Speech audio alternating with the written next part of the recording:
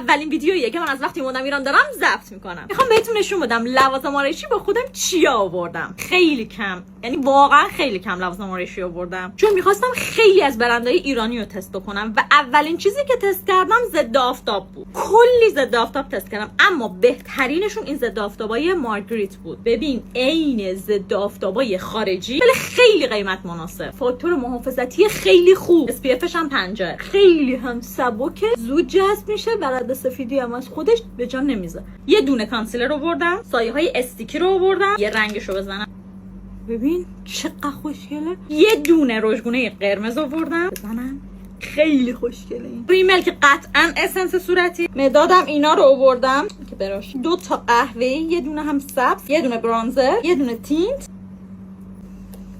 کی به این خارجی‌ها یاد داد گلاب چیه؟ یه دونه هم روژ و یه لیپ گلاس دیگه، باقیش براشه. یه دونه هم کرم پودر. این پیج ضد آفتابای مارگریت هم توی کپشن میذارم دیگه. همین دیگه. بوس بهتون، خدافظ.